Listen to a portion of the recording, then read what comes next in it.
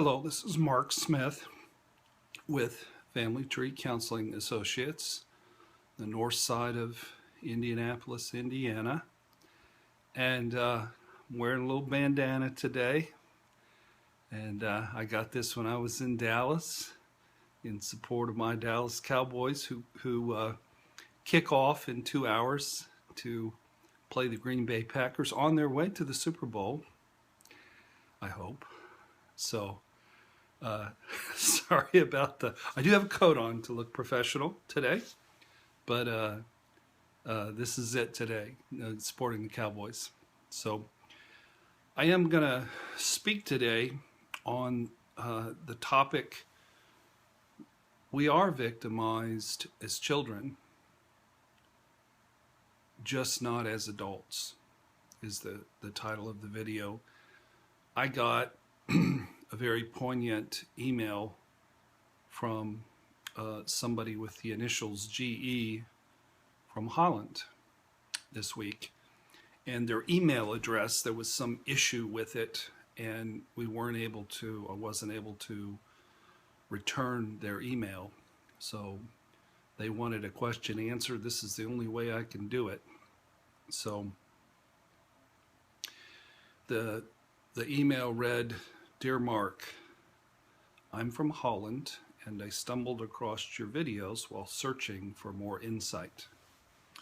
Although your thoughts are empowering and inspiring, I still have this nagging feeling about your thoughts about victims.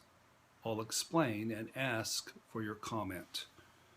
So, very respectful person. I don't know if it's a man or a woman, but they do disagree with, or I think they misunderstand. They don't disagree, but they're being very respectful.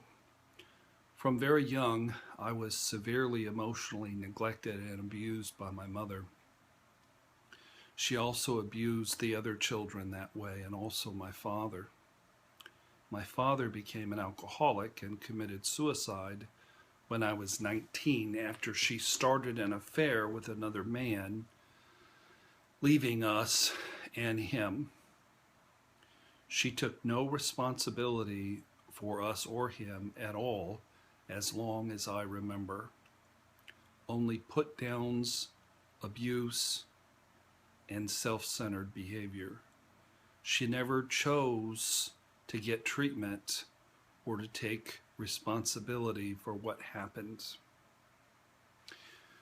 So I wish that that GE was sitting in front of me, and for a therapist who has a reputation of being blunt and harsh and punchy in the face, I actually have a very soothing, gentle voice.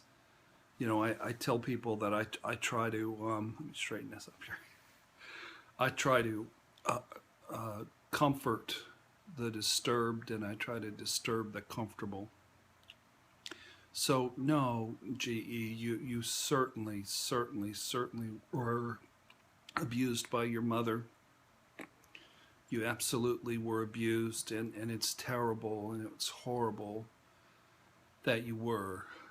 And I have nothing but empathy and support for you and the pain that you experienced in your childhood. And in no way am I suggesting that you were not victimized in your childhood. You absolutely were really victimized horribly.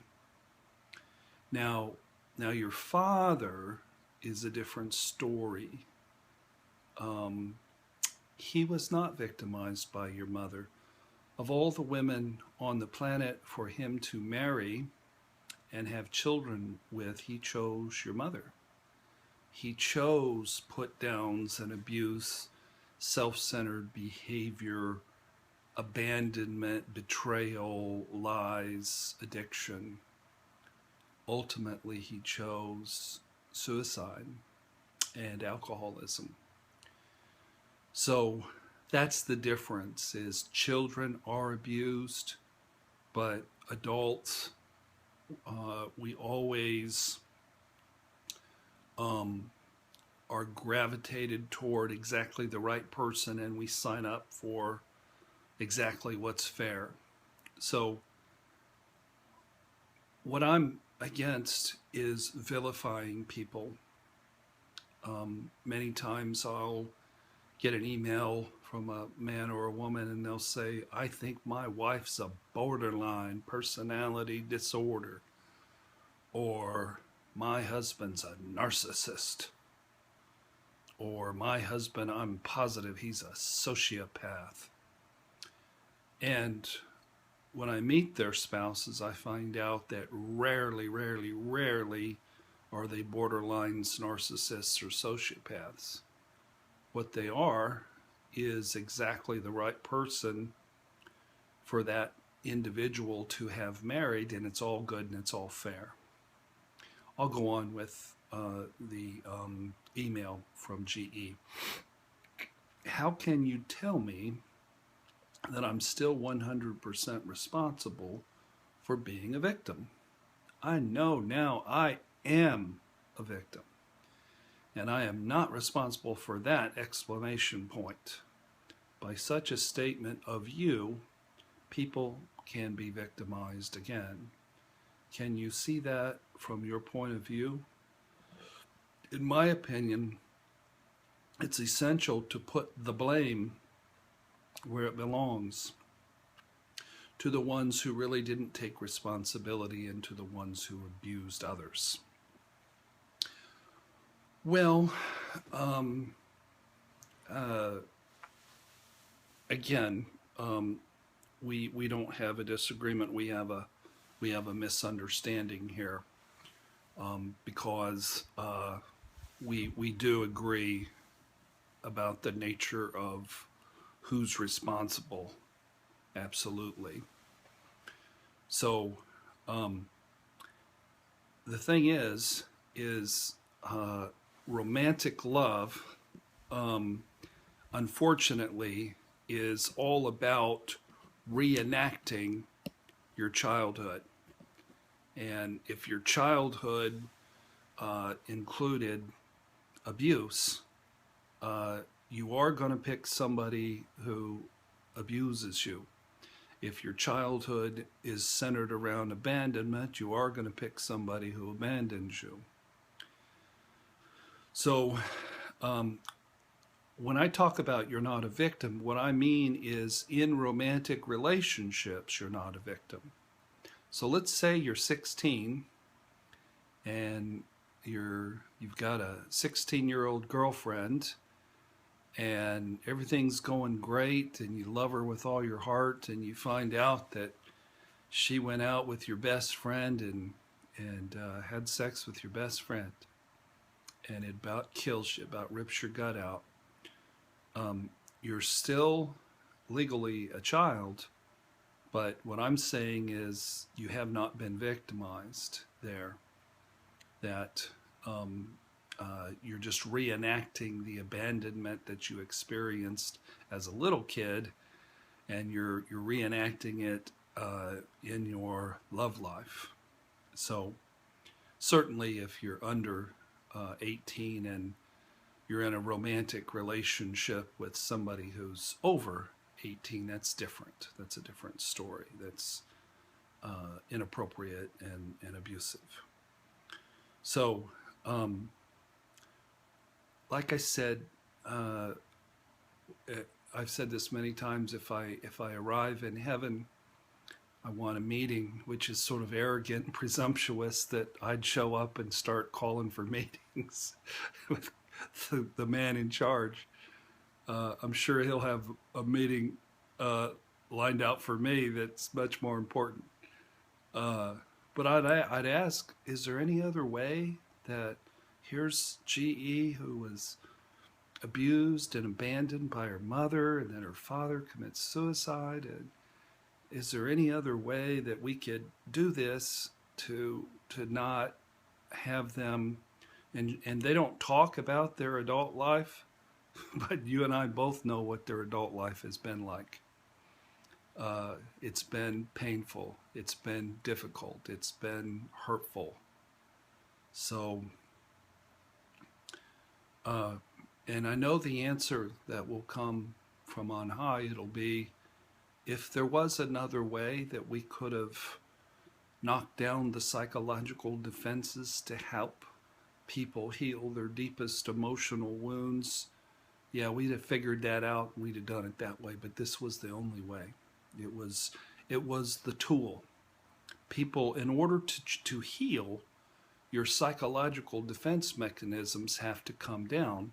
So Mother Nature or God needed a tool that included three characteristics. The first characteristic is almost everybody on the planet participates, and almost everybody falls in love at least once. The second criteria is it had to hurt bad enough to cut through titanium strength psychological defense mechanisms. And you just turn on the radio and any song, whether it's a country song or a pop song, about half of them are about how bad love hurts, you know? And then the last one is it had to be time delayed. When we fall in love, we don't find out that they're a carbon copy of mom and dad right away. We find out 7 to 10 to 15 years later. And in the meantime, we fall in love, get married, and have babies, which is, some other agendas that Mother Nature has. So when we say there's no victims, who am I addressing? I'm addressing people who are coming to counseling or should go to counseling. And why are they in pain? I have very few people. Cover up my bald spot a little bit here. Oh, that looks silly too. Bald spot, the whole thing's bald. Why do people come to counseling? I've had very few people come to counseling through the years and say, hey, Mark, I want to work on my family of origin pain, and just we'll sit around and we'll grieve and we'll weep and cry and resolve family of origin issues. That's 1 out of every 200 people that do that. The rest of them come in and say the following: I'm married and it sucks and I'm not getting my needs met, or I don't want to get divorced and it looks like we're heading that way, or I was in a relationship and now I'm sad because it's over, or I was in a relationship and now I'm scared, so I want to learn what I'm doing wrong. Any of the above. That's why people come. People come to counseling because of their adult relationships. And when they come in and they think that their spouse has done them wrong, that's where the you're not a victim theory comes in, and it's everything. And it's helped us to save hundreds and hundreds and hundreds of marriages. So the email says, no excuses with family trees in that regard. It's the behavior that counts. So when we use family trees and we point out who people are and where they came from, we're certainly not making excuses for anybody. We have this tool that we use. It's 4 circles, and then we put a digit in the left side of the circle and the right side of the circle.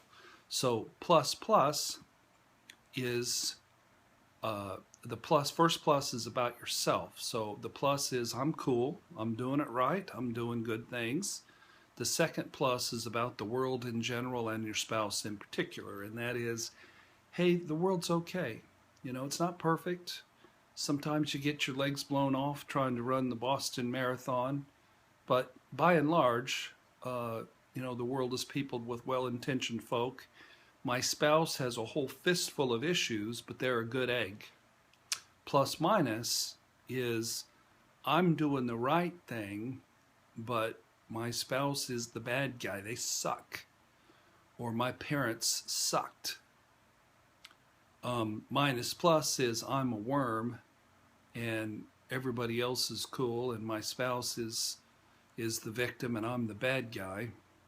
And then minus minus is a dark, dangerous place, and that's self-loathing, lack of trust in the universe, and anger and rage at one's significant other and judgment. So our parents almost always were were people who were just so wounded that they really weren't capable of doing much better than what they did, and that's the truth. Um, so I'll give you an example with my parents. My camera is sort of sliding away here. Uh, my parents, my mother was a rager, and she was controlling and counter dependent and abandoning, and she really did a lot of damage with me. And my father was self centered, almost autistic, an addictive bridge player, rarely around. He was sort of a walking addiction. He was either eating or reading the paper or watching a movie or playing cards, but you rarely had his attention. But what I learned was that my mother grew up with her father raging at her and really disliking her because she wasn't biologically his. And then she was shuffled off to an orphanage her first 3 years of her life. So she was abandoned and she was raged at. And she loved me, but she did the best that she could given her woundings.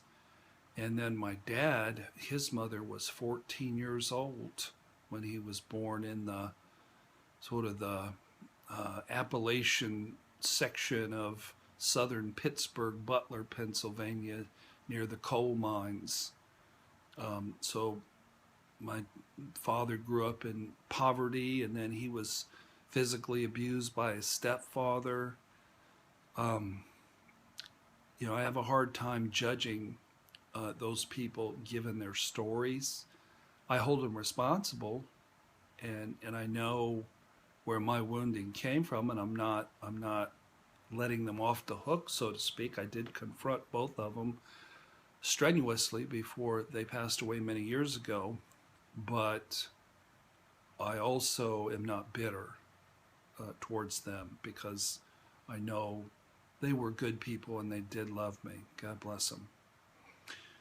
So GE goes on and says, and I agree with you, after that, it's your own responsibility to figure it out and pick up the pieces and go on. I assume he or she means in adult life. If you ever get the ability to change, and are strong enough to do it. But what my message is changing many times is all about it's how you think, because cancer in marital relationships is when one person feels victimized by another. It's the number one cause of divorce, the number two cause of divorce, the number three cause of divorce, the number 115 cause of divorce. It changes everything.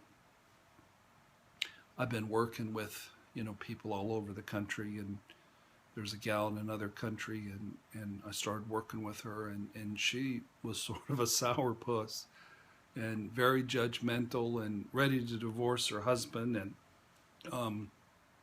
whiny and victimy.